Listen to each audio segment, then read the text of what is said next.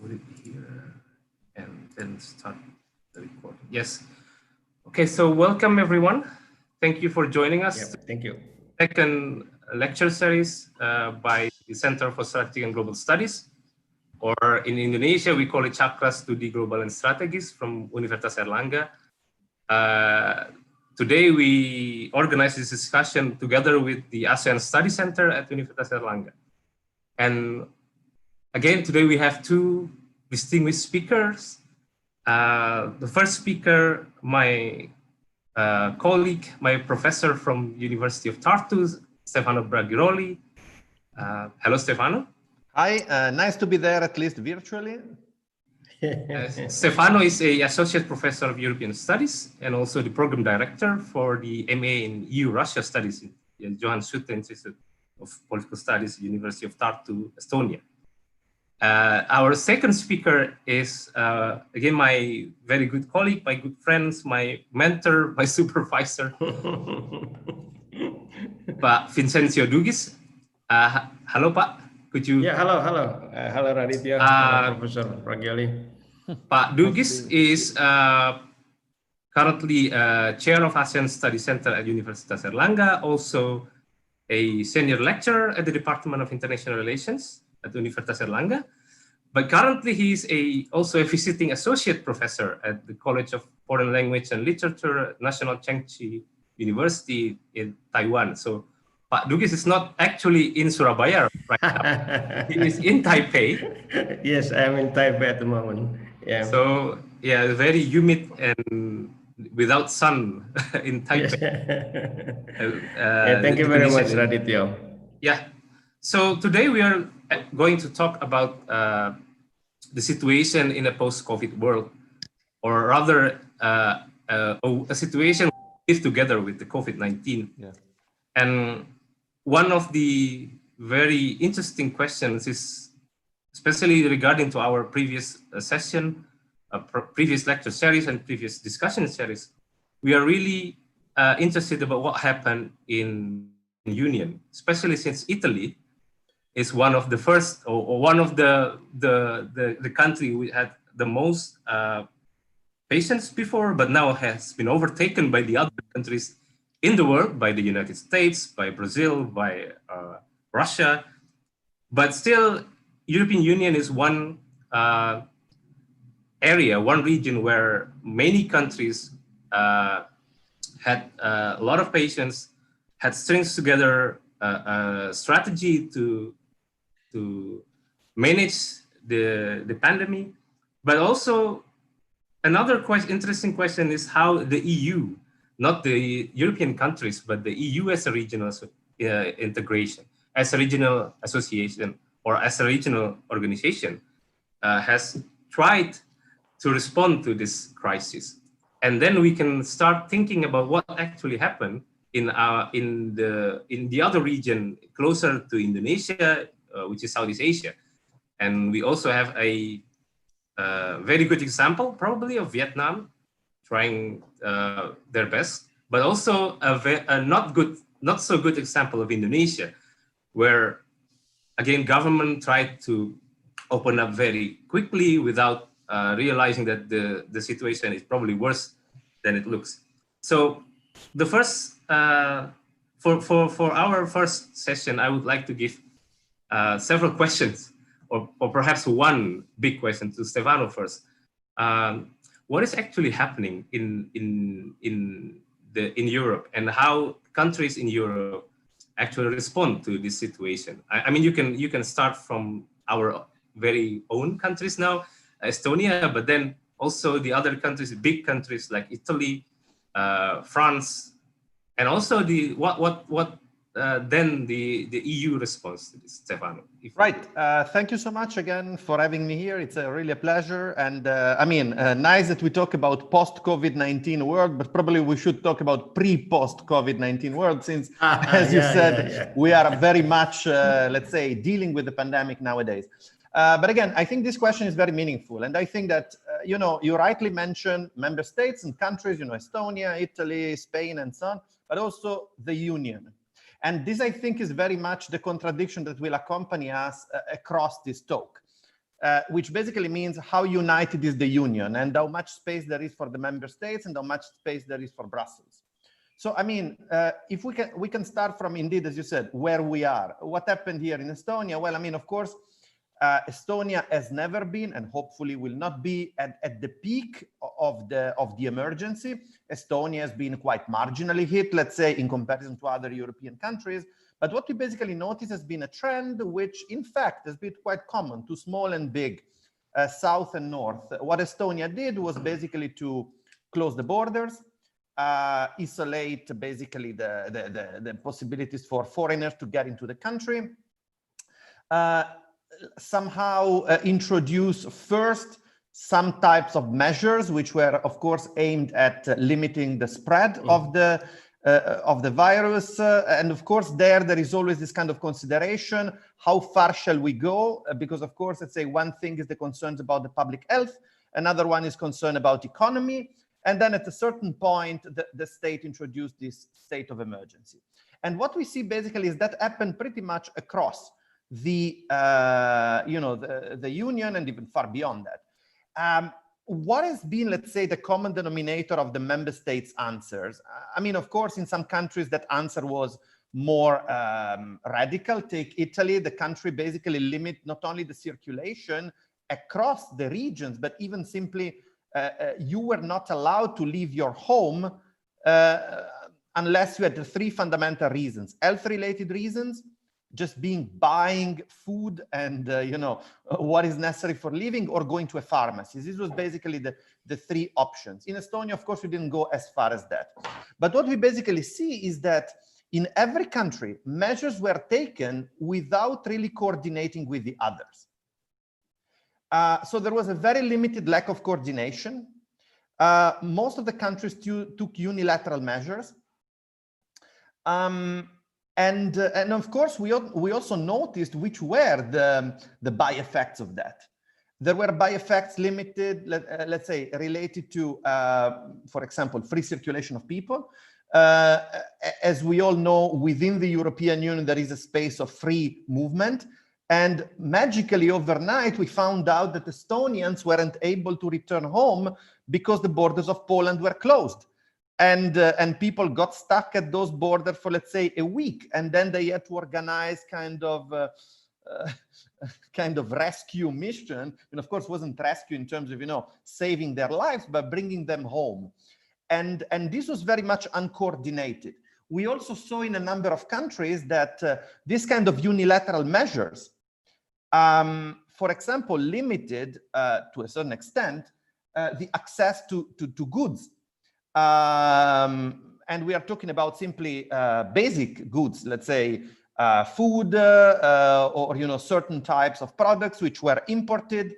And of course, the most tangible limit of this unilateral strategy and the most visible one has been the one related, for example, to the health-related material, again, masks, ventilators, respirators, and so on and so forth, where basically we saw that each country was trying somehow to maximize its, its stock, and very often that was at the expense of others.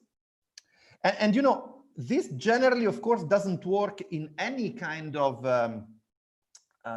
highly integrated international environment, but especially in the EU, where the level of interdependence is so high, this really doesn't work. I mean, might work in the short term, but in the long term really doesn't work because countries have grown being, let's say, have grown confident being so interdependent for more than 50 years by now, that simply they are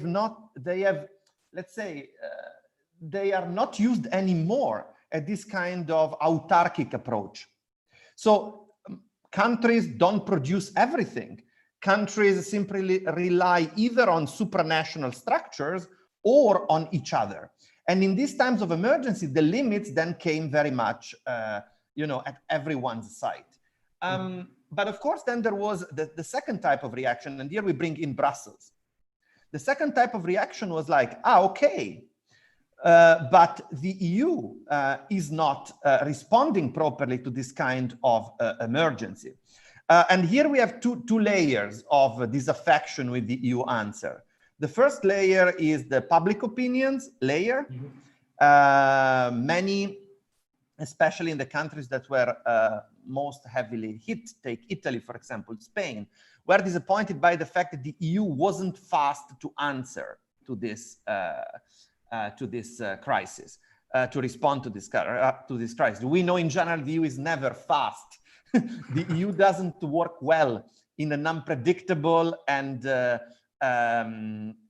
fast to react environment. The EU works better in a regulated and well, let's say, predictable environment. That's not the case with the pandemic.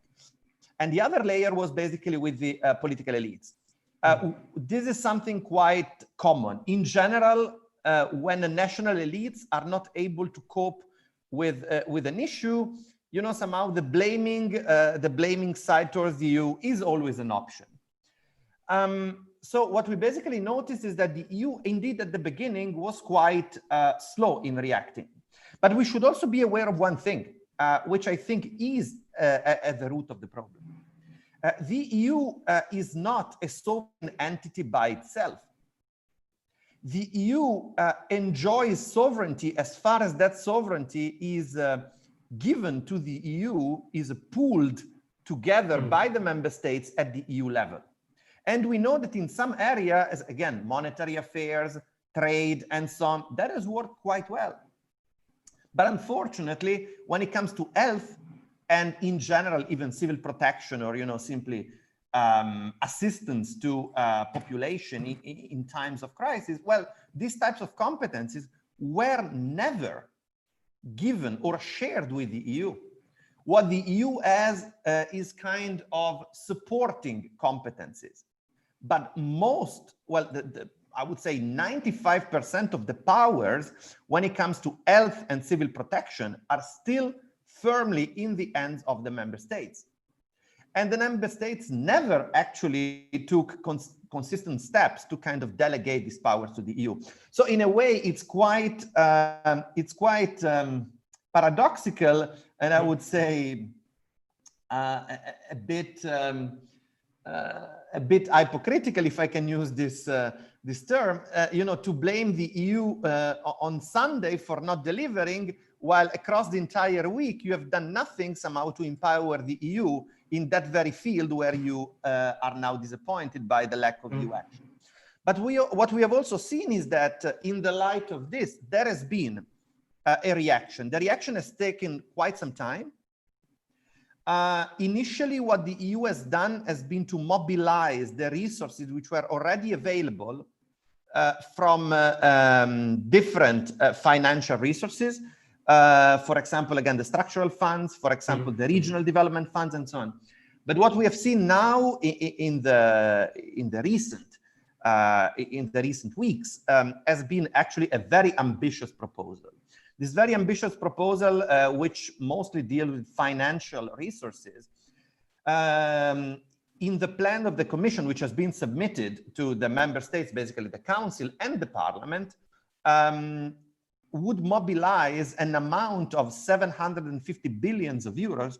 Is something comparable, just again to have a picture of the magnitude, is something comparable to, for example, what the Obama administration did to recover from the 2008 crisis. So, I mean, we are talking about a huge amount of money.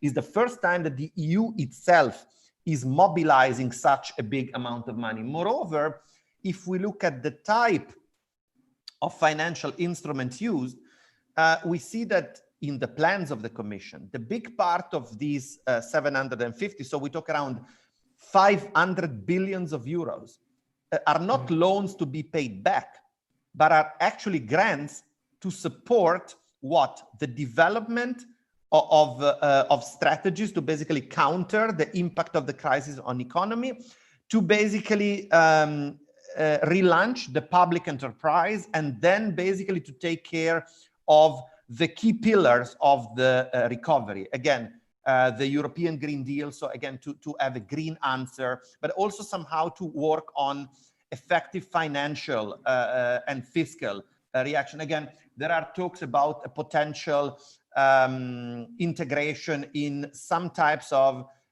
fiscal, meaning taxation, common taxation when it comes to the member states. And how would that be founded? Not through the so-called the measure advocated by many Southern European states. It is basically the Euro bonds. We are not there yet, but where we are is basically through in sharing the debt taken. So basically, to a certain extent, the mutualization of the debt by basically investing in financial resources in the private markets. That's basically how the Commission is trying to basically pool these resources. In a way, is a new way to move on. It is also like a way to kind of move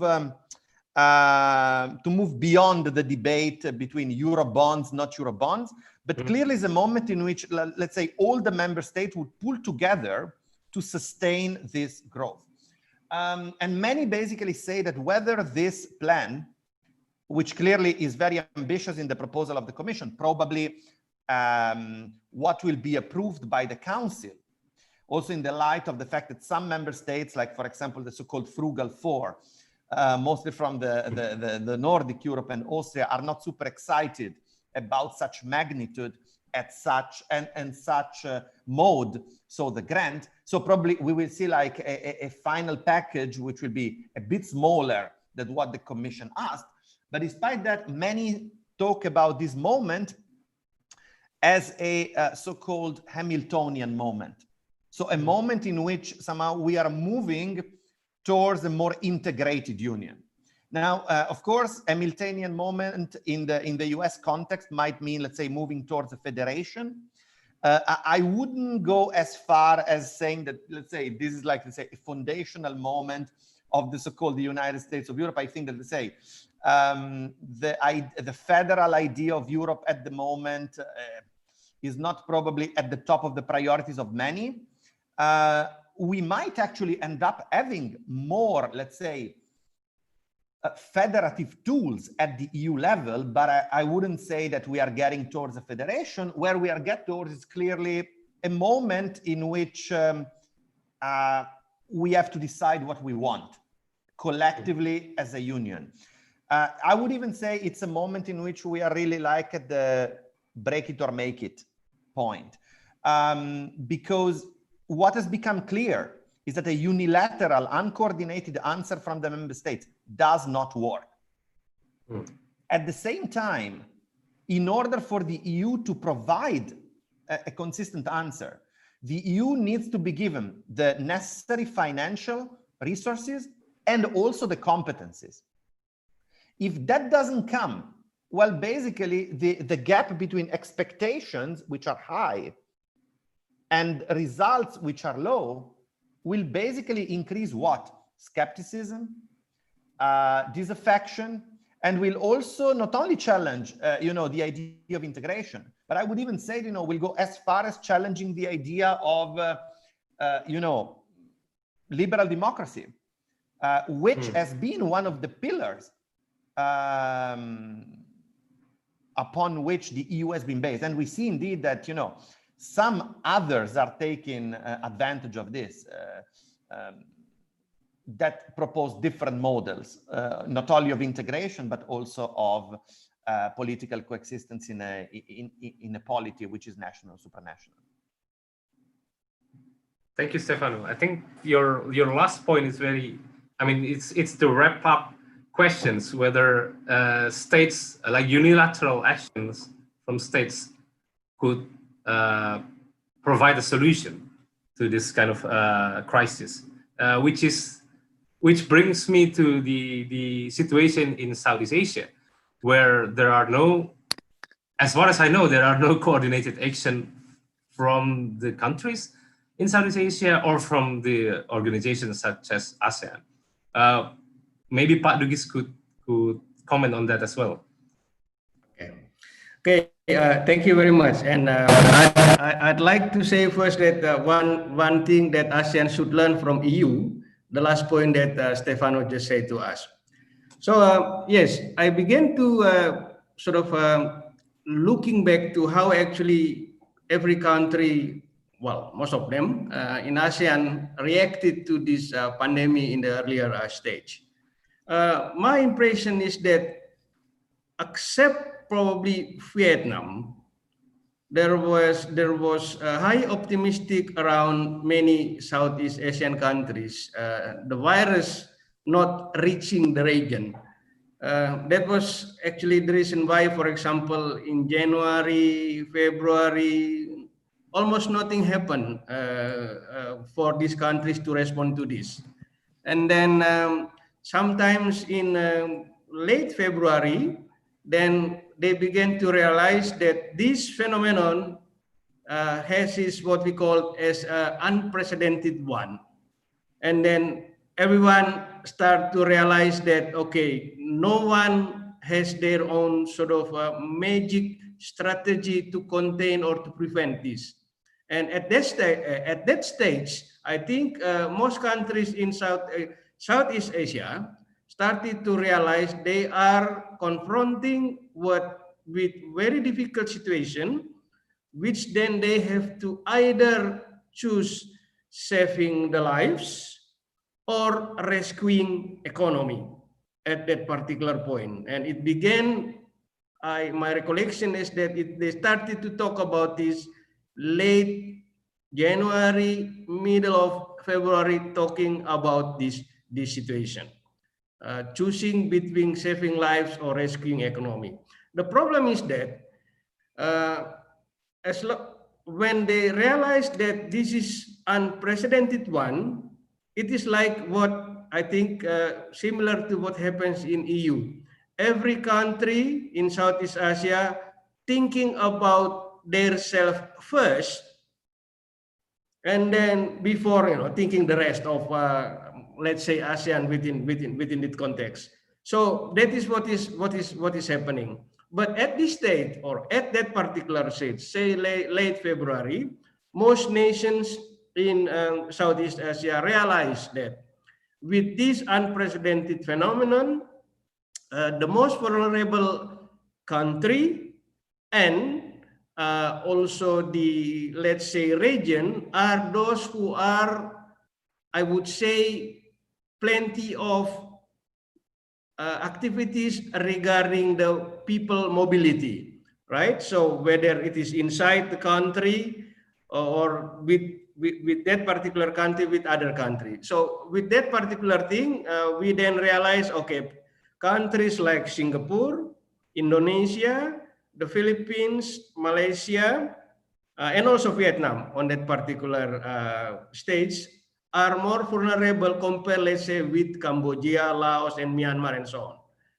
So that is the initial state. But apart from that, I can identify probably three how do I say it? Three factors that can probably lead to some sort of a certain pattern of policy adopted by every countries. Number one, I call it past bitter experience.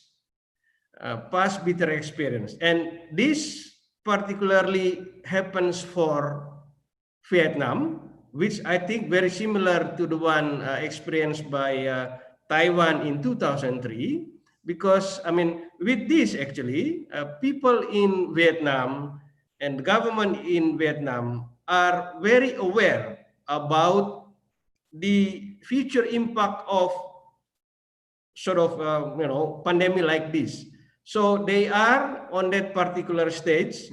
When we are talking about the government, they are firm in taking decision, for example, closing public activities, closing the borders, and also including, I think, people are aware about the danger of SARS 2003, and therefore, on that particular stage, they are, I mean, in the first level compared to the rest of Southeast Asian countries in taking policies in order to respond to the COVID-19 crisis.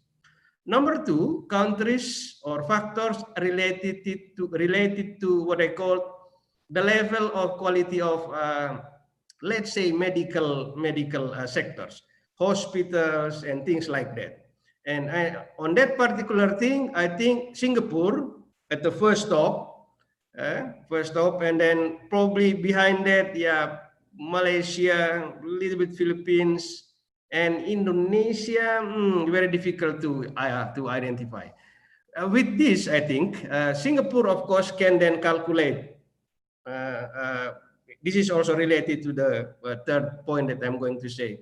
They can calculate, for example, how many let's say, people they can accommodate in their hospital if something goes wrong, and so on and so on. This in Malaysia, I think in some part they can also do these things around March, April, and so on. So yeah, this is the second factor. The third factor, I call it the size of the country. When I'm saying the size of country, of course, the big country like Indonesia, number of populations, geographical situations, and so on. So the smaller countries like, okay, let us just discount Brunei Darussalam, for example. Smaller countries like Singapore, Cambodia, Laos, more manageable. Vietnam compared to, let's say, archipelagic countries like Indonesia, the Philippines, and so on. So these three things, I think, very influential at the beginning of the stage, which very much influence the way actually every government in Southeast Asia opting policies when they are thinking about whether they have to sort of concentrate more on saving lives or concentrated more on rescuing economy. The problem is you cannot really sort of 50%, 50% or 100% and 0% when you are choosing on this. So these are the things that at initial stage, for example, like I said, bitter past experience provide advantage for Vietnam to sort of, take very prudent action at initial stage, like what is happening here in Taiwan, for example, and it benefits them. And when we look back now, for example, what has been doing by these countries, yeah, very much related to the record that we can recall now. This is the individual response. But then, of course, the stage, the next stage related to this, of course, how ASEAN collectively responded to this.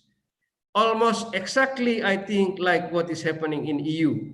Every country actually, naturally, because they are confronting with unprecedented phenomenon, they tend to look after themselves first.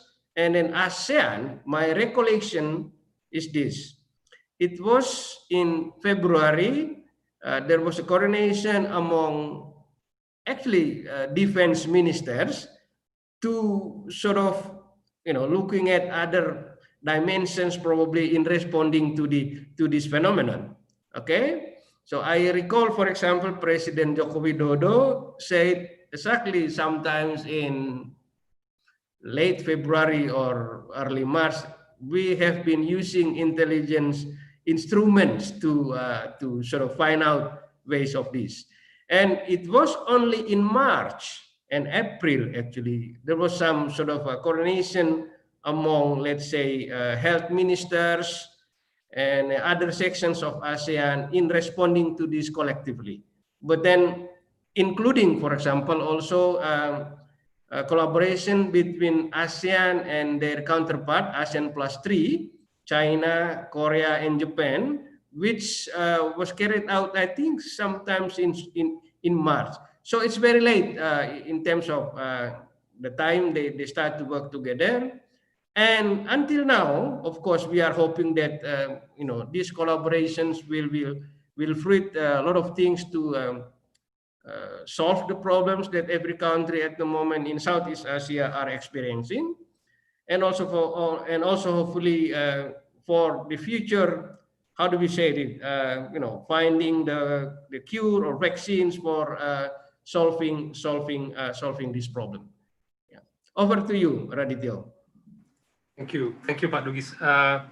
I think this is also one of the questions that raised by the participant, whether Europe also, or either European countries or the EU also think between those two polars, saving peoples or saving the economy, and how do they actually deals with that kind of debates? I mean, here in Estonia, I think I remember reading some of the news in the English language news of in Estonia, that the government are considering giving incentive for business, but then, I mean, it turns out to be a highly volatile debate, because most people will not do that to the big business. Or this is, I think, some question that Stefano might provide some answer, whether this kind of debate also happens in Europe. Stefano. Yeah. Again, first of all, thanks to Professor Dugis. I mean, quite nice reflection on what happens in the ASEAN context with the EU context, and I see indeed like some degree of similarity and of course some degree of differences, but that's, you know, the beauty of comparative. When it comes to your question, yeah, I mean, I think that, I mean, might sound like, how can I say, an obvious point, but I mean, this is like, to a certain extent, a false dichotomy. Because I agree that, you know, often that has been the debate. Shall we take care of people's lives or shall we take care of economy? But look, on the one hand, clearly people's life is a priority, and has been a priority. I mean, in general, I would say that, with few exceptions, in which I wouldn't even say that, you know, of course, the official narrative was like to prioritize economy over people, but I mean, clearly that was one of the main issues of concern. And in fact, the priorities, the exceptions at the EU level were three. One was the Netherlands, that at the beginning tried somehow to develop this herd immunity. So basically, very few limitations, very few preemptive measures. And again, things go on as normal. But then we saw how it ended up. Basically, Netherlands cases started to spike incredibly. So clearly measures were taken. The other one was Sweden, which, let's say, had still, I would say, a more balanced approach than in the case of the Netherlands. So basically, precautions were taken quite, I would say, effectively when it comes to categories at risk, mostly senior citizens and people with very serious pre-existing conditions.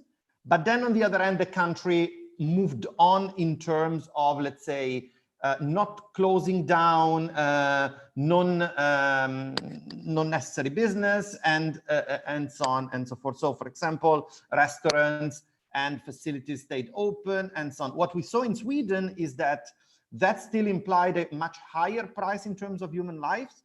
And on the other hand, when it comes, for example, to reopening the borders, which has been one of the steps that now the Commission has been asking for, basically this would technically be finalized in July. Well, Sweden is still out of the picture. So in a way, Sweden is paying a price. What we also see is that, you know, despite Swedish economy not have been, let's say, turned off, or, you know, not having to pay the same price as other national economies, well, the impact on the projected impact on the Swedish GDP for the next year will be more or less the same. So, I mean, despite Sweden not having, let's say, having tried not to harm too much its economy, well, in the end, the price they pay is more or less the same as the others. Why? Because European economy are so interrelated.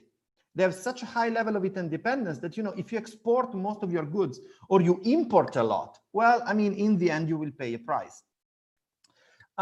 So again, I believe that this is an artificial dichotomy. On the other hand,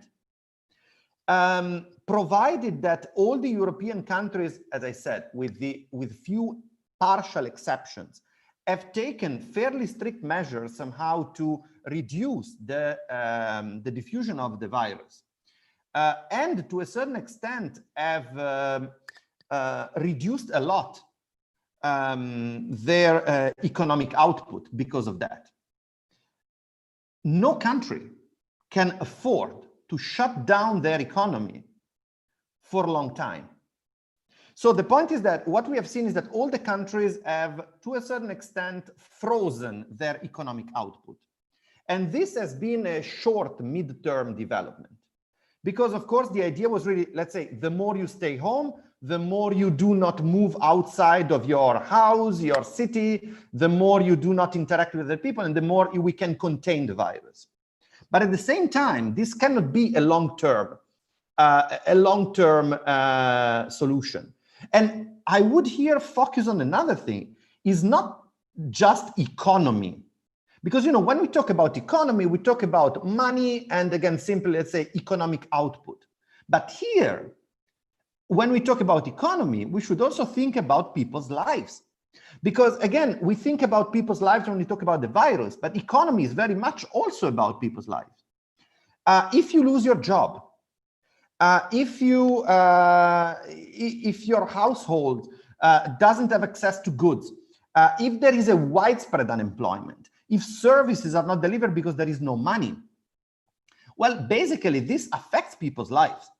And, you know, even if you take the most advanced Western European economies, I mean, we have like France, Germany, Italy, the UK. The UK, as we know, is half in, half out, more out than in, but still, they are G7 countries. And of course, let's say, what happened if you lose your job, given the fact that there has been a spike in unemployment, in all these countries, what you do, you receive like an unemployment subsidy. And this happened pretty much all across the EU, not only in the G7 countries. I mean, there are some types of reliefs that the state provides to people who lose their job. But for how long can that go? I mean, let's say if the unemployment grows something like 20% or 30%, and that's going to last for long, no country has the capacity to cover this huge amount of money, especially when the economy is not delivering. So the point is that when we talk about economy and lives, these two things are really interrelated. And here I come to the last point, because I don't want to also take too much time to kind of answer this. But if we want to make sure that people's needs are taken care, and somehow that, again, the economy can restart when there are the conditions, and the businesses can be sustained, because again, if you don't sustain the business, unemployment grows, people lose their job, and so on and so forth. The only answer possible is a coordinated action that includes the EU level. No country, not even Germany, not even the UK, not even France, not even Italy, are able to put and mobilize that amount of financial resources that are necessary to sustain that recovery. And here comes my last point. If we do not do that, we know how things might end up. If you have a high level of unemployment, if you have inflation, if you have state services that are not delivered, what you get is a lot of disappointment among your voters. And what that determines is basically seeking what? Easy answers to complicate questions. And we know how comparable situations in the 20s, well, basically in the late 20s and in the 30s, determined at the European level. So democracies need to be resilient enough to answer to this dichotomy, lives and economy, in a synergic way.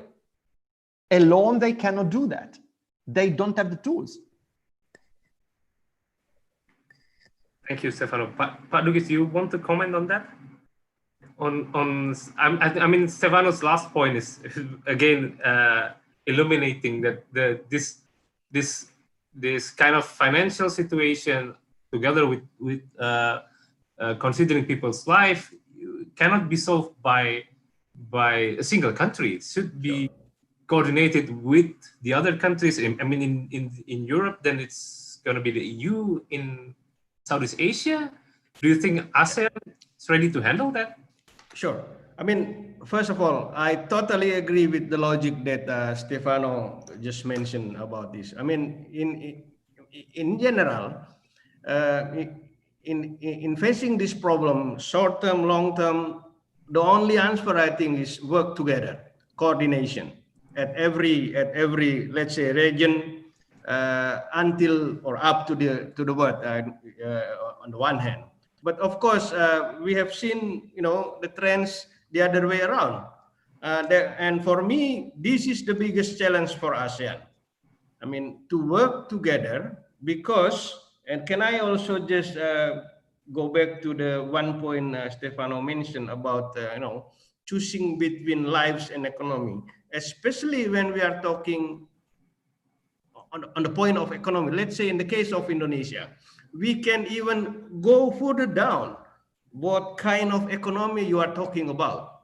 I mean, economy for some places is talking about having food every day, and in some places like probably in Java industrial regions, they are talking about economic growth and so on. So this is very tricky one, especially for the countries in Southeast Asia, which, as I mentioned earlier, of course, different in many cases when we are talking about the level of economy and geographical dispersed, like Indonesia and the Philippines or Vietnam and so on and so on. So again, I totally agree with Stefano for that particular point. But the problem is this for ASEAN. We have been knowing, for some times, of course, what we call it ASEAN way of doing business, right? Consultations and which is, of course, I'm not saying that it's not good. I'm saying, okay, for 53 years, it has probably proven that, it contributes a lot on issues of politics and things like that. But in situation like this, in pandemic situation, what you need, of course, quick actions, quick agreement to solve these problems, well coordinated, and then of course you have to really, I would say, force yourself to little bit pull down your self-centered way of looking yourself and so on. So provide collaboration, which is again challenging one, but I think this is the moment, especially for ASEAN, to really work together and to show to the people that it contributes something exactly. I mean,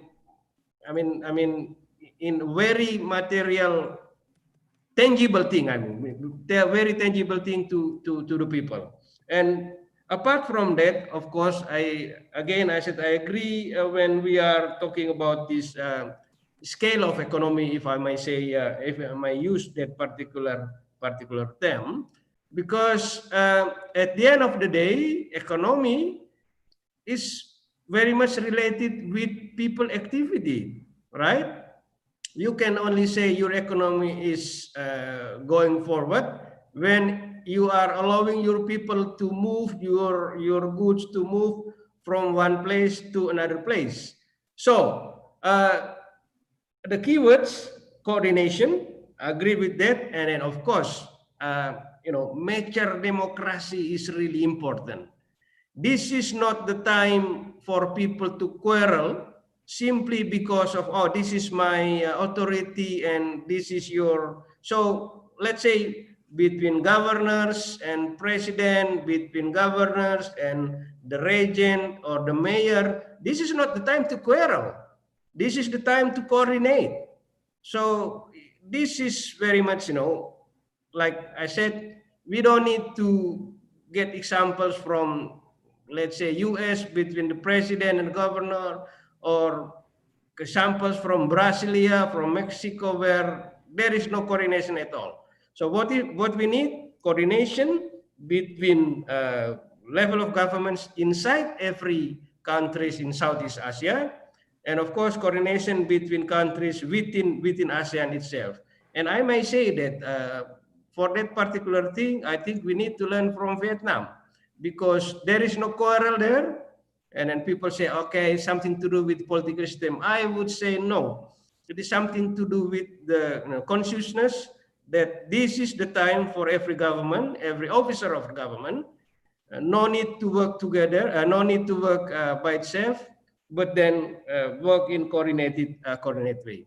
ASEAN way, as I said, it is important, yes, but in this particular situation, you know, working quick, involving not only I would say government officers, but the third sectors. Let's say we are talking about finding, you know, vaccines for this, you know, pandemic, for example. Of course, then you need the scientific sectors, you know, knowledge from the universities. Then I would say collaborations between centers, health centers, university centers, very important for ASEAN at the moment in order to find out ways in the health sector.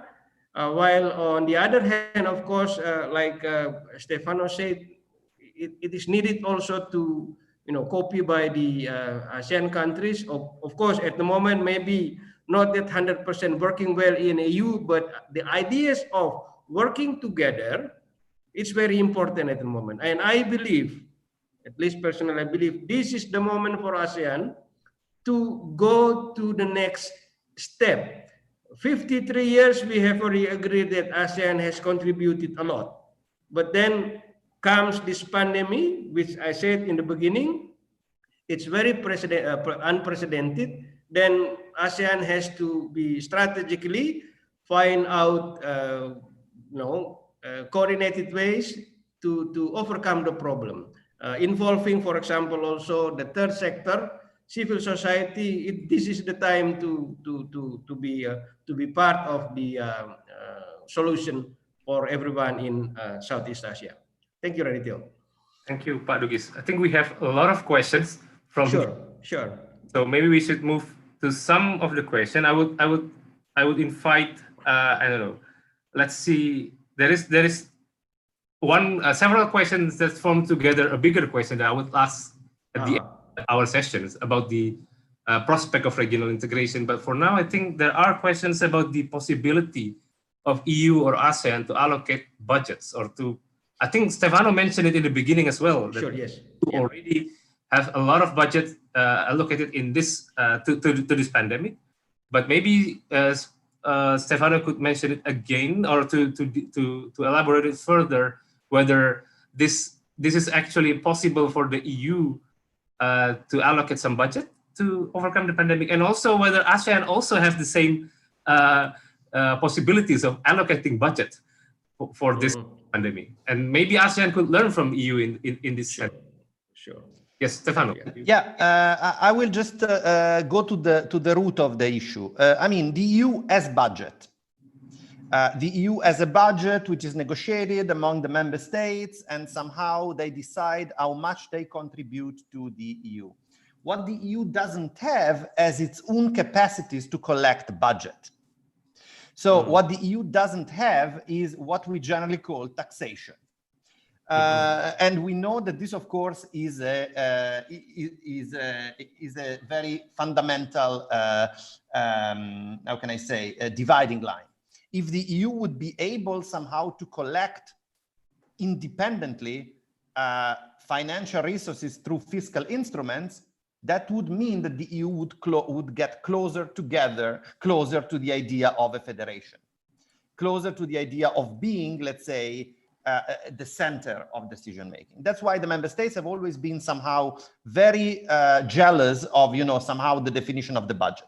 This is one part of the story. So the budget is there, and to a certain extent has been allocated to deal with the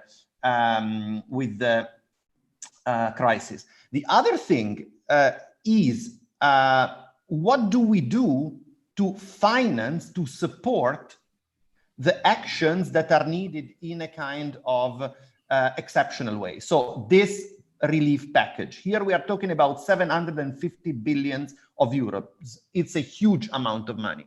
So how can we sustain it? We can sustain it through putting together the public debts that the member states have.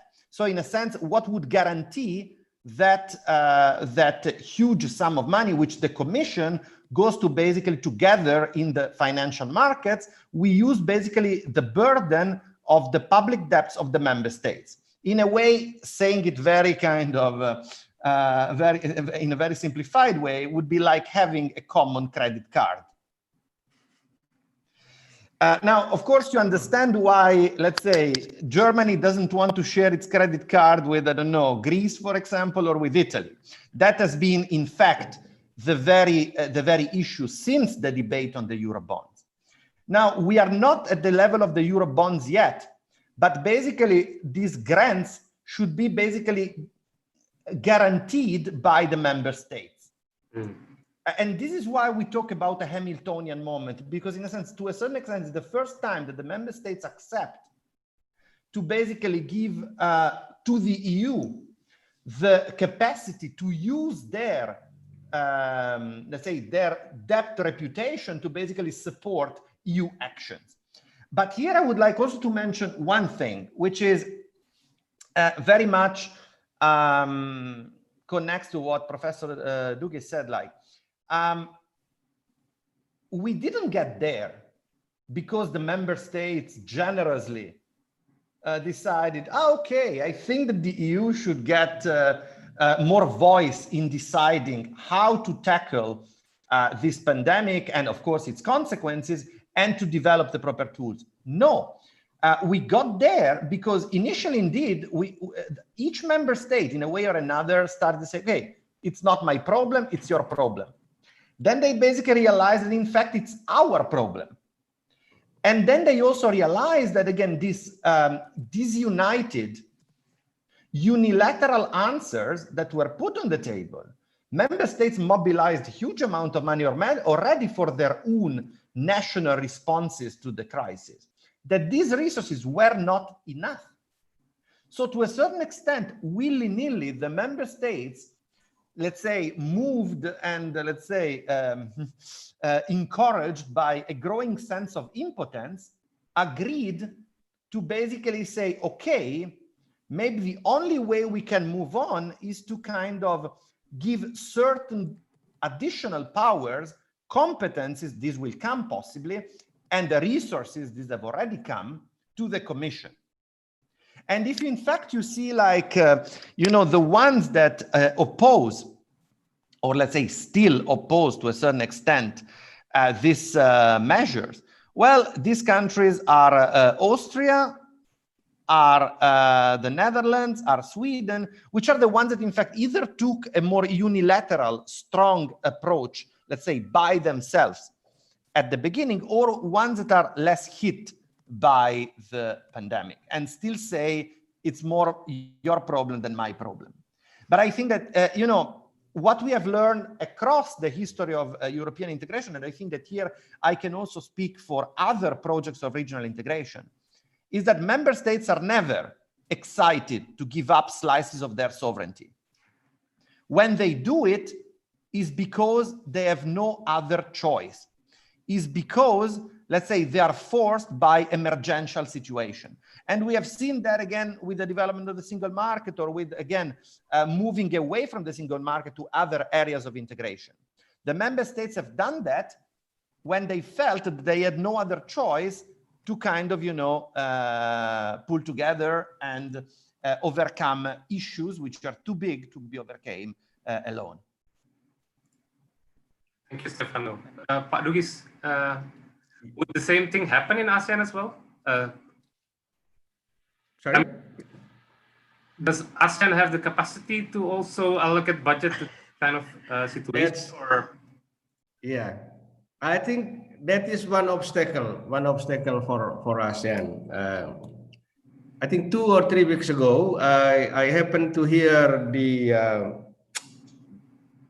similar webinar like this involving our officer from foreign affairs ministers, and then I think one issue was about this allocation of budget. But my understanding is that ASEAN has already approached their partners ASEAN +3 when they were talking. I mean, the foreign ministers talking about you know, how to allocate budget to solve this problem. But my understanding was that the talk was still limited on talking about the fund that can be used to find out, let's say, vaccines or things related to that.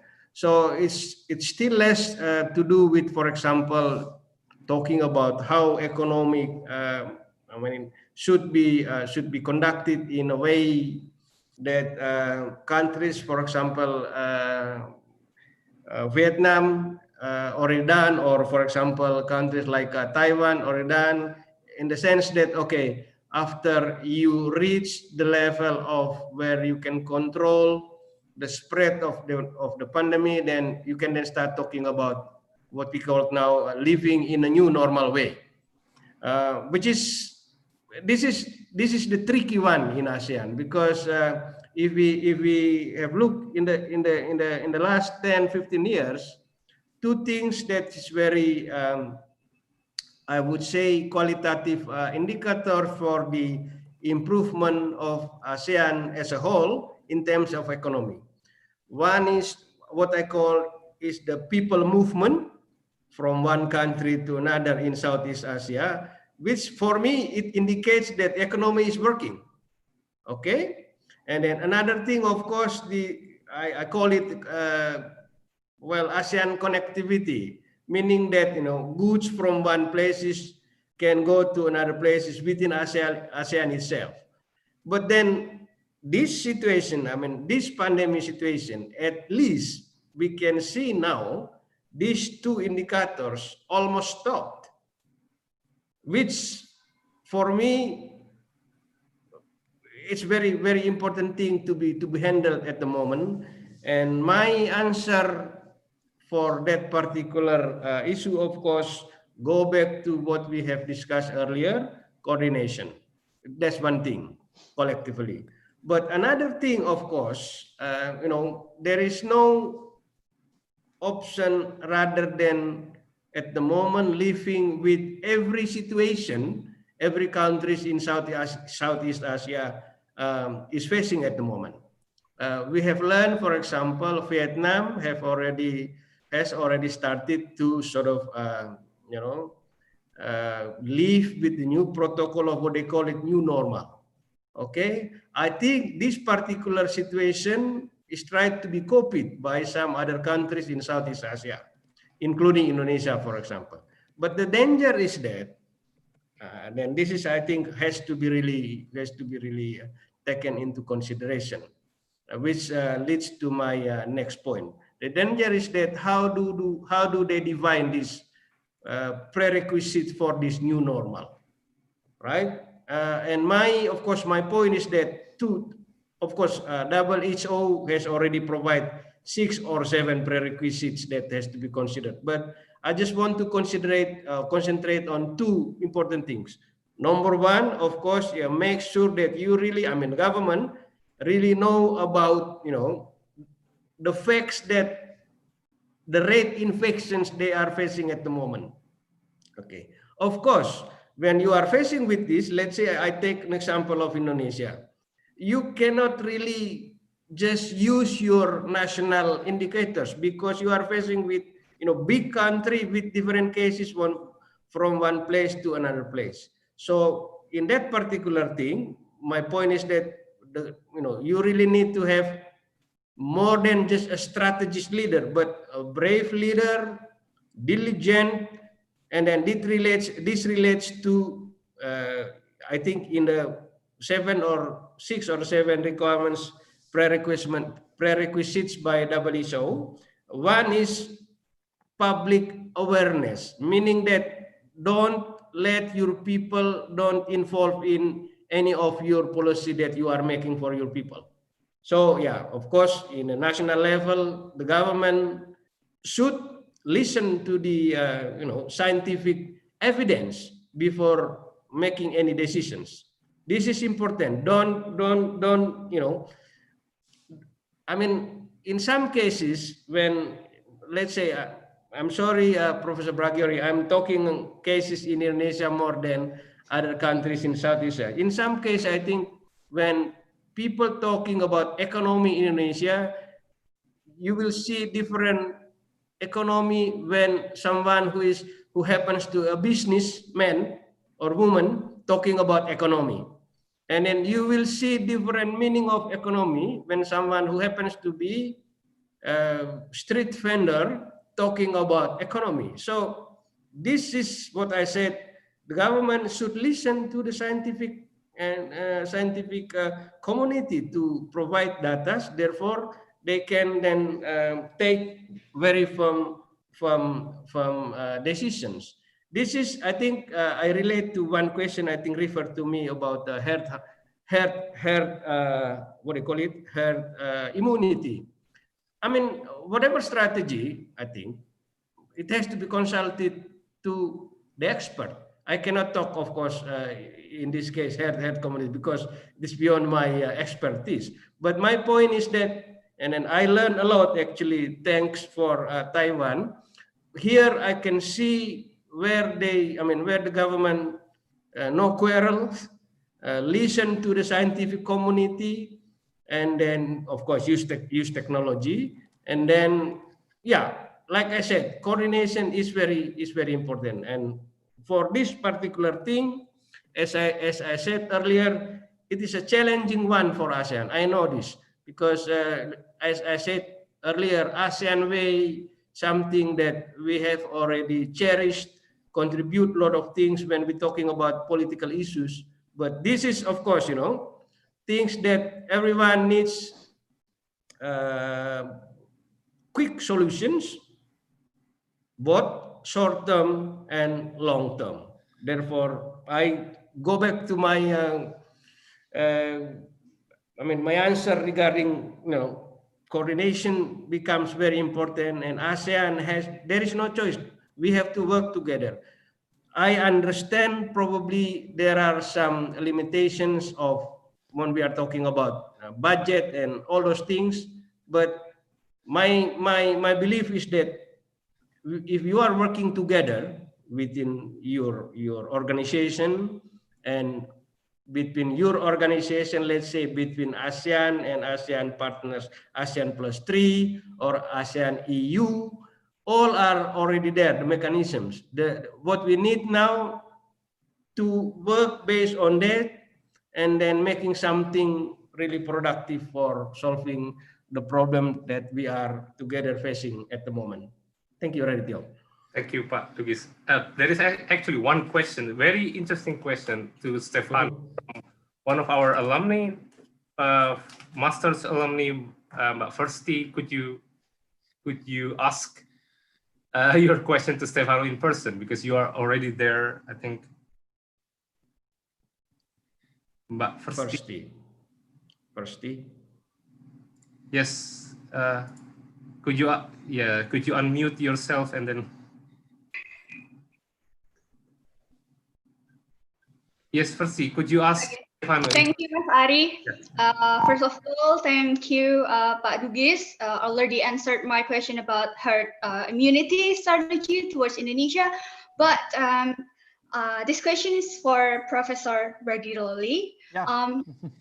Frankly speaking, I saw the lack of coordination between the member states of EU might be seen as the rational actions that they took for, need to secure their nation first, and therefore it draws the discussion about the health securitizations, right?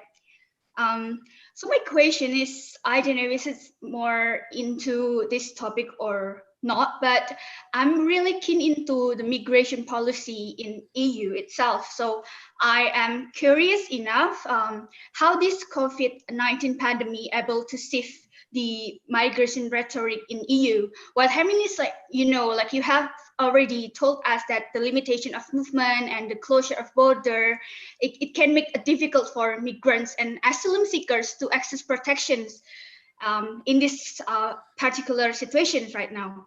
So that might be exacerbating the inequality, discriminations, and exploitation itself. So to sum up, is this pandemic can cause what I call is like a humanitarian pause. in EU migration policy at the moment, or perhaps maybe in the future, Professor? Thank you. First of all, thank you very much. Actually, I think this is a very meaningful question.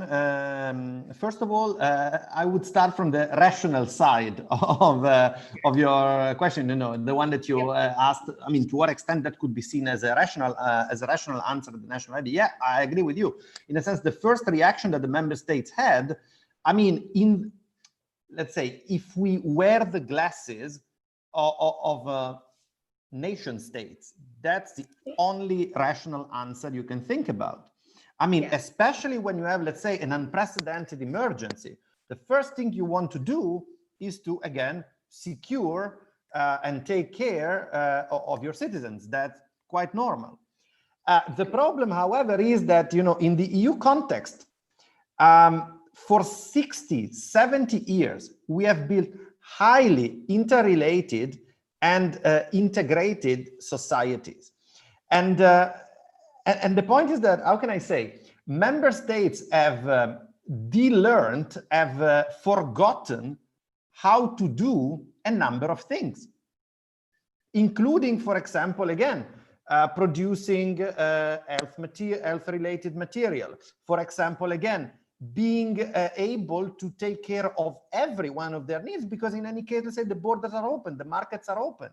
Yeah. So the point is that while it's a very rational approach, it proves not to be a successful one because the member states are so, again, interrelated and interdependent that in the very short term, this might work. But in the midterm, it's really problematic. So that's why, for example, what we notice now is that all the member states are very much trying to reopen, again, the borders, to, again, focus on going back to normal when it comes to Schengen. Also because, by the way, one thing that I noticed, for example, here in Estonia, which was quite illuminating, I would say, was like that, you know, people very much tend to take things for granted very fast once they, you know, once they become part of their life. So, I mean, Estonia joined the EU in 2004, and I would say that before that, Estonians were very much used to show their passport very often when they traveled. And also they were probably very used to apply also for visas and so on and so forth. But the point is that nowadays, European citizens take very much for granted that, you know, you just take your car and you drive across the countries. And you don't even realize that you are moving from one country to another. The only thing that you realize that, you know, as the highway goes on or the street goes on, where you have basically like, you know, a sign saying, welcome to Estonia. That's it. And by the way, those signs are all the same, blue with the yellow stars and inside the name written. So the point is that when people start to realize that, you know, this kind of very national focused answer in a way might imply also a big price to pay, well, that of course puts them in front of a question. The other side of your question is about securitization and is about, of course, the dimension of migration. And here I have to agree that, you know, clearly, clearly migrants and in general sectors of the population that are in the most marginal side of the society will pay the bigger price. I mean, especially because, you know, in a context in which everyone has less, the ones that have the least of all are the ones that are most likely to pay the bigger price.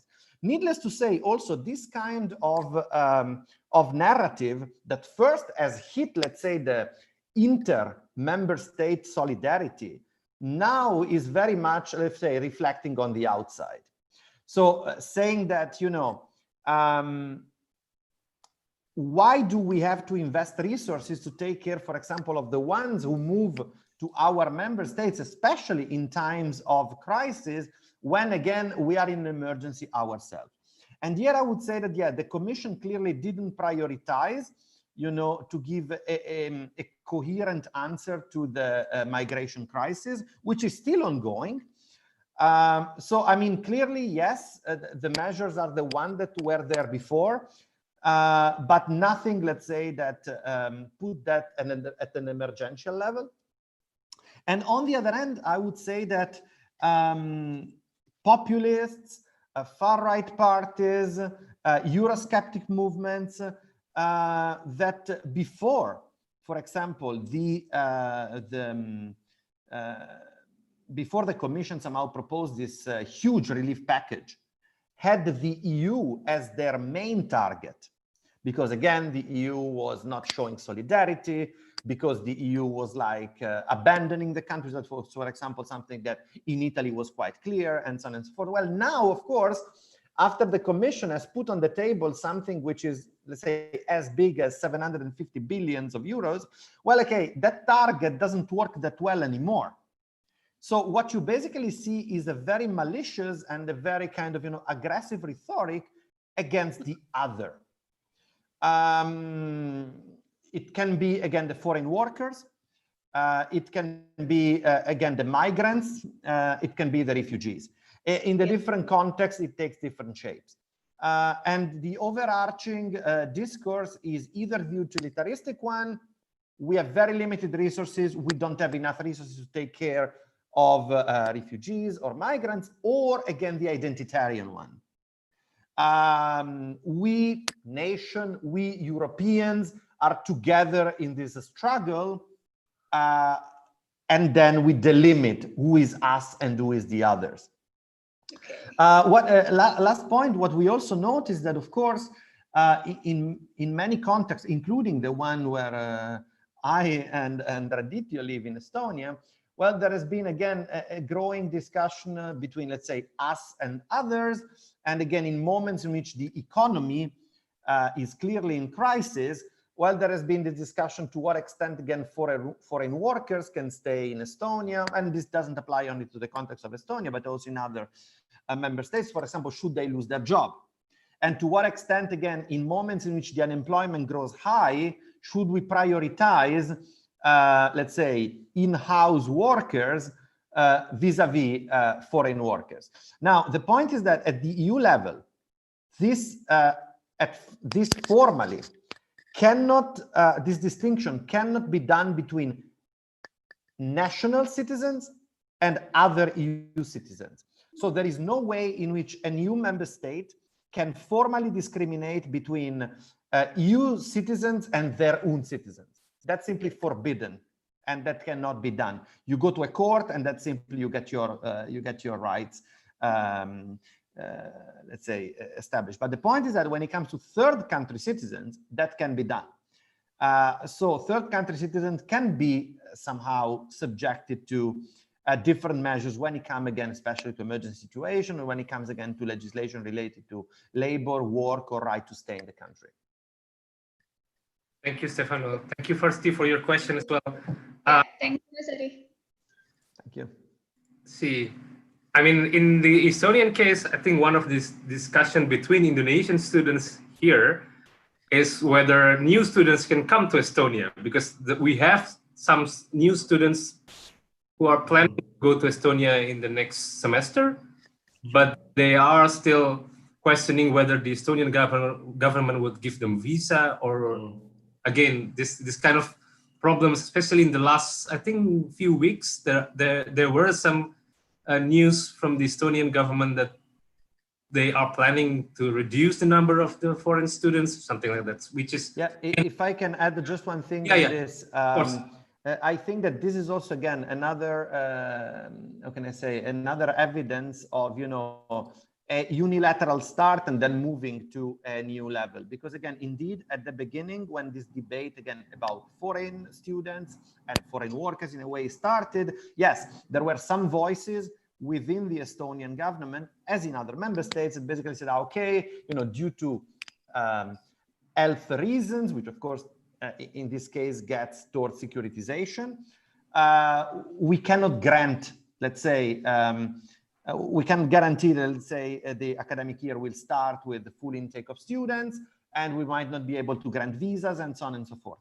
But of course, this has created a lot of backlash, not only in terms of, let's say, overall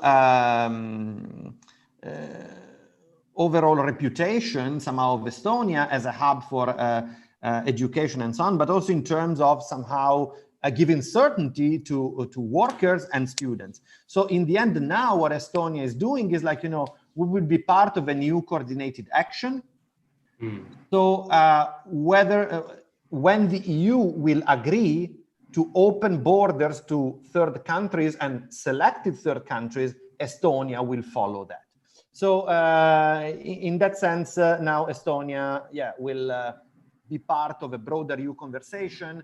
And what the EU has said is that, let's say, with the exception of countries that are still severely hit by the pandemics, the external borders of the EU should be, let's say, progressively open starting from July. Okay. Thank you, Stefan. Which actually brings me to our, probably the big question that several people already asked. And I will ask one of my, our students from Erlangga, Demas, to ask. Yes. Thank you very much, Mas Ari. Good afternoon, Professor Bergiroli and Professor Hugis. My name is Demas Novarian. I'm a student in Universitas Erlangga. So I think, as Mas Ari said before, this is sort of the big question that I also see in our group chat. To the sense that this crisis is very special because we never seen such impact towards regional organization as this crisis before.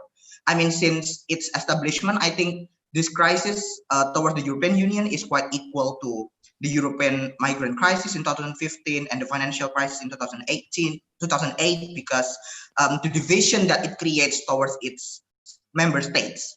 However, what I observe is that EU seems to do a little bit better due to its supranationality, due to the fact that it still have a more solid decision-making process and a supranational institution that actually safeguard the whole system.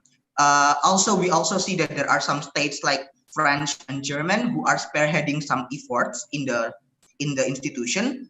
However, in the case of ASEAN, I think this is what Mr. Dugis recently said about that states are being egoistic, that they are only thinking about themselves, about their own domestic politics. So my question is that, can this moment, COVID-19, become a moment for ASEAN to advance its political integration? In the case of that, what I mean by political integration is that whether it would be able to create a supranational institution and a more solid decision-making process, and what would be the challenges towards ASEAN for creating this further political integration? Because I think that political integration is one of the key that makes AU is a little bit different and a little bit more successful than ASEAN in this case. I think that's my question, and thank you very much for the chance. Can I also add to that question, because I think they must put it into to Pak Dugis to answer the question about ASEAN, but also there are questions whether this crisis would bring a more integration process in the EU or other new members, or it would actually lead to other member states following the example of the UK, for example, trying to say that, okay, so the EU is not working, so we are going to leave you or something like that. So I think that's two part of the questions. Sure. And I would ask Pak Dugis first. Okay. Answer the question. Yes. Demas, yes, it's very interesting question. But if I understand well what you are asking, I think there are two steps, right? One is something that really imitates EU in the sense that more political integration, and I think the first part, the process that leads to that particular situation. Here, my answer is this. In the beginning, I said, or in the middle of what when I'm talking about this, I said that yes, this is the moment for ASEAN to rethink about the way it works to solve the problem. That is first thing. Of course, the second part of your question, of course, the far end, talking about political integration. I think the challenge or to get there ASEAN should really prove that they can work together effectively to solve this problem first. And then I was mentioning earlier, of course, one obstacles from many technical obstacles. Of course, I would say I was saying earlier, sorry, ASEAN way culture of doing business, doing things. Let me make it clear. I'm not saying that this is not important. Of course, as I said earlier, we have been proving it. We have been proved in 53 years. This is very ASEAN way solving problem, and we have solved a lot of political problems at the moment.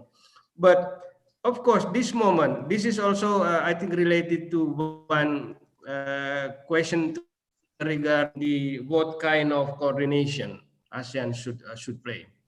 I was mentioning probably I don't have any particular conceptions for this, but I'm thinking of the concept of what they call it allegiance, meaning that coordinations that everyone has to be really how do we call it in English? Everyone has to really uphold to one particular objective together, and they have to really obey with all these things, right? In the history of ASEAN way sometimes an excuse way for any member of ASEAN to sort of get away from whatever they have decided together, actually in the name of the unity. Then the rest of the members, they say, and then okay, this is what I mean. At this moment, this culture has to be ready to be, I would say, reformed in some way. Therefore, ASEAN can really find out meaningful solutions in facing this problem. I give you one example. I give you one very, very simple example. Every country at the moment in Southeast Asia, just like countries in the rest of the world, thinking about with whom they can open their border first, right? Which is very logical, of course, very logical. If your country or country A, the high rates of infection still high, who actually wants to get infected from that particular country, right? Now, this is, within ASEAN, this will be tricky one. Then they have to, they have to really find out ways for this. If my shorter answer will be, Demas, if ASEAN can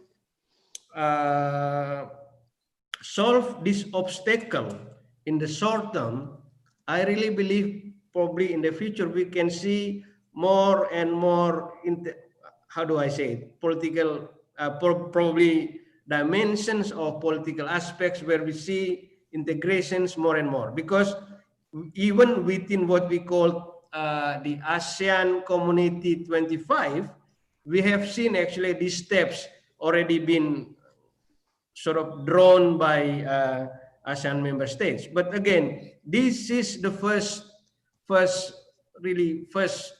test for ASEAN, whether they actually can work together in very coordinated way. And I say it again, I don't have any really conception, but probably thinking out of the boxes, leave for a while ASEAN way principles for a while, and then meaningful solutions for problems we are facing together at the moment. Another example, and then we will see later on, probably sometimes this month or end of this year, which country actually open more of their airport within ASEAN countries to allow, let's say, flights from Surabaya to somewhere in Kuala Lumpur or Manila or these things. Really, we have to really, ASEAN, has to really find out ways to coordinate, even, whether within the 10 of ASEAN or within, how do I call it? Let's say countries in the mainland of ASEAN or archipelagic, whatever. For me, they have to find out ways to solve the problem for short term, and then that would be longer term for ASEAN as well. Thank you. Thank you, Pak Dugis. Stefano, could you also say a few words about the possibility of this crisis changing the European Union integration? Definitely. I mean, first of all, thanks to Demas and to you for again articulating this question. I think that, you know, as Demas said, like, clearly this crisis is comparable to other crises the EU has faced. We can also say that, you know, if you look at the last 15 years, it has been basically a wave of crisis because, you know, we had the Eurozone crisis, we had the migration crisis, we had basically war at the border of the EU in Ukraine and so on and so forth. So clearly, it has been crisis after crisis. At the same time, at a certain point, we didn't even know what crisis we're talking about. So just crisis.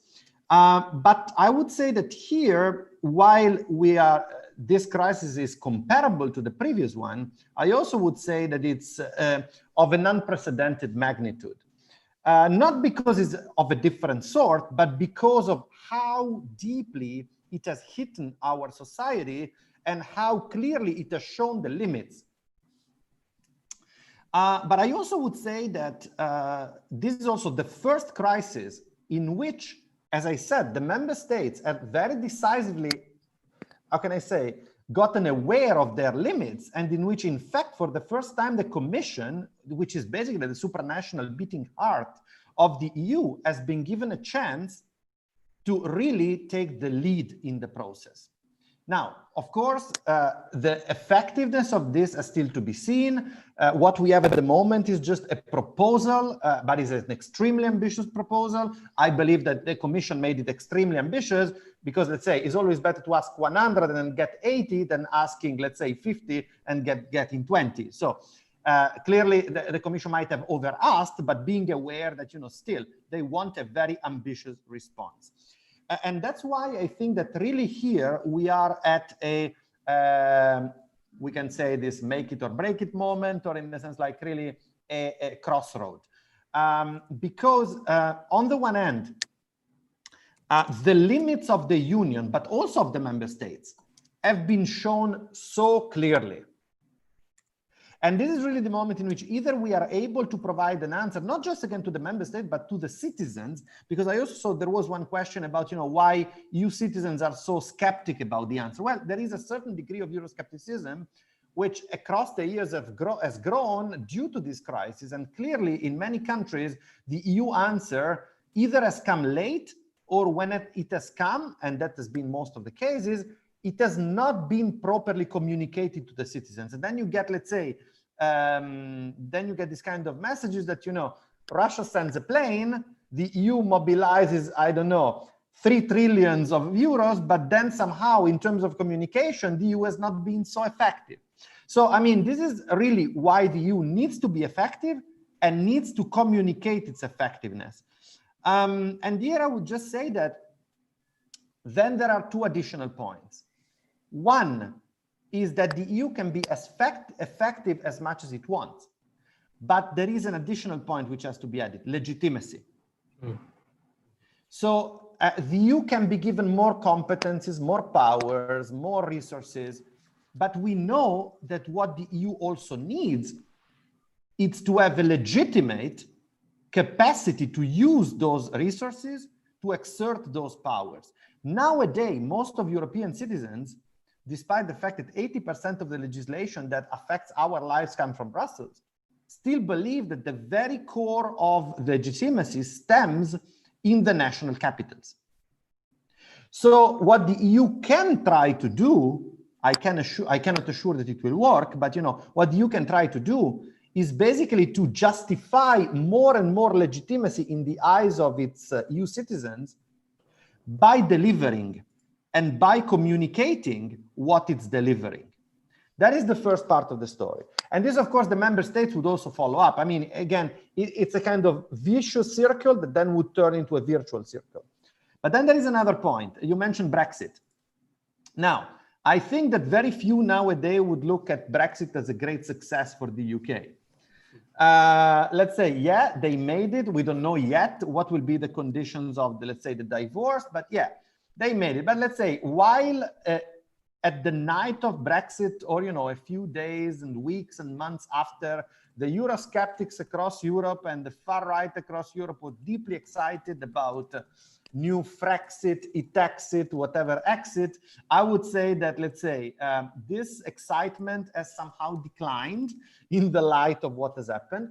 But there is a more tangible reflection on that, which is like, maybe not every member state will be willing or is ready to move at that speed. And we need to recognize that. I think, like, not everyone will be on board with, let's say, delegating more and more powers to the EU, with, again, giving away more and more sovereignty.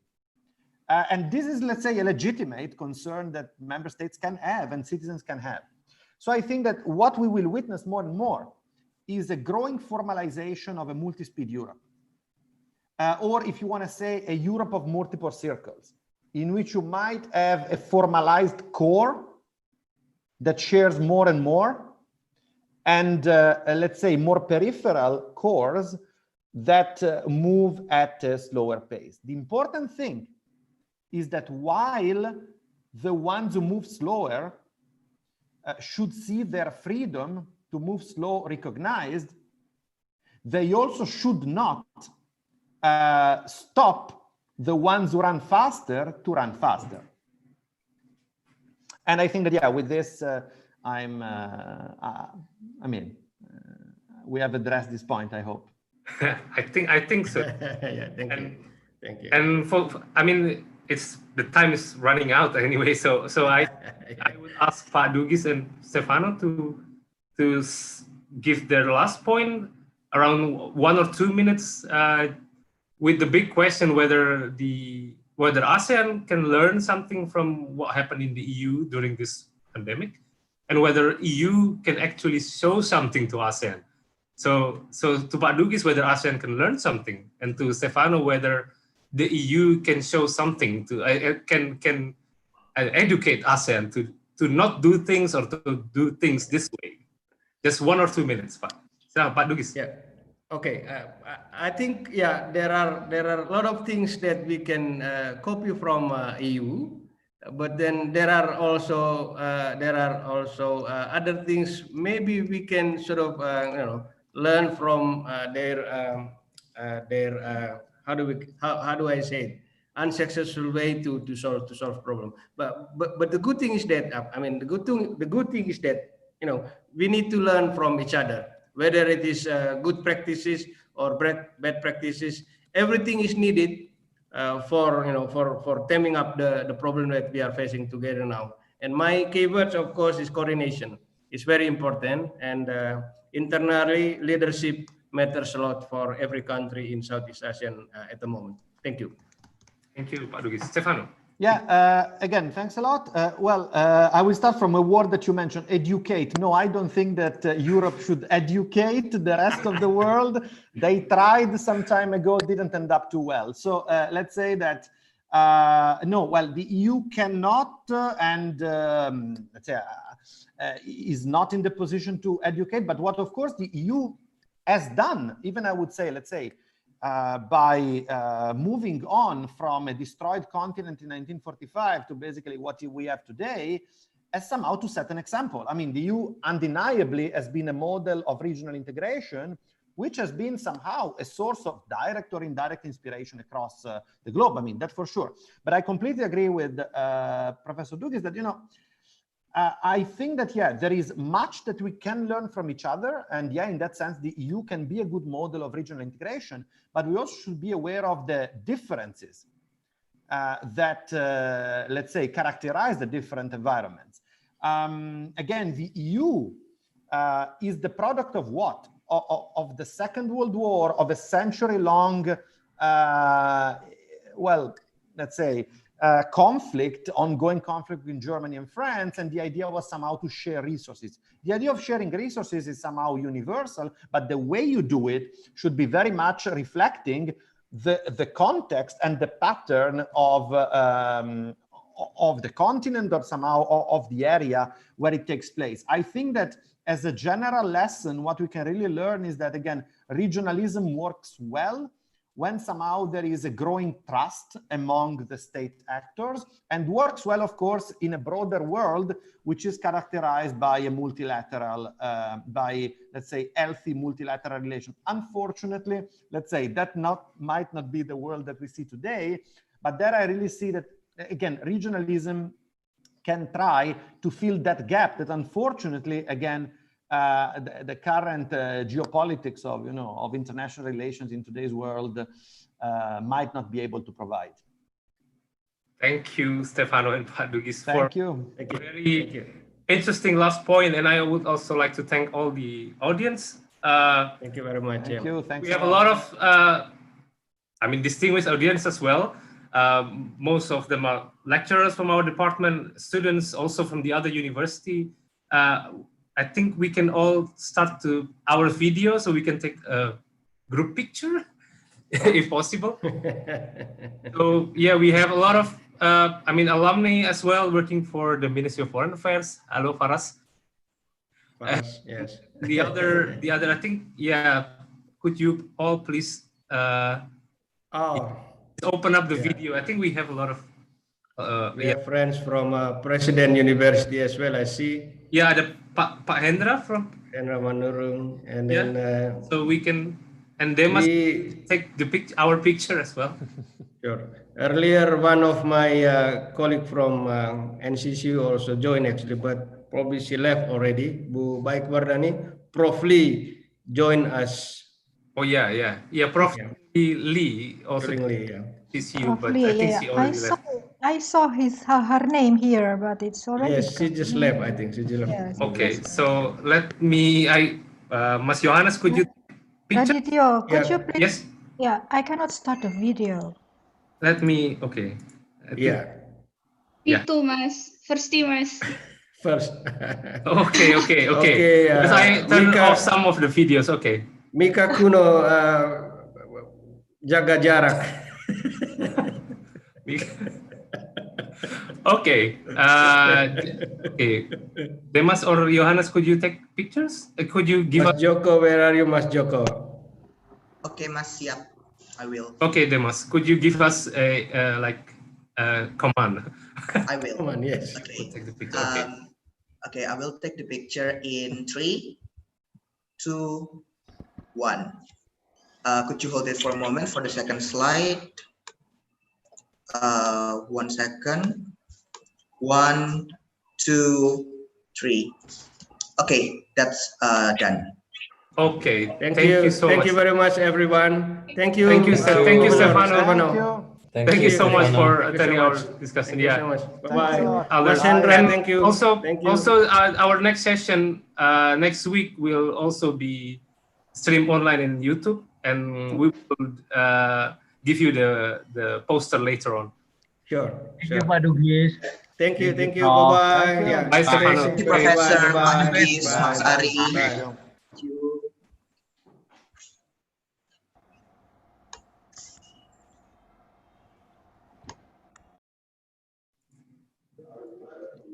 Thank you, Mas Ari.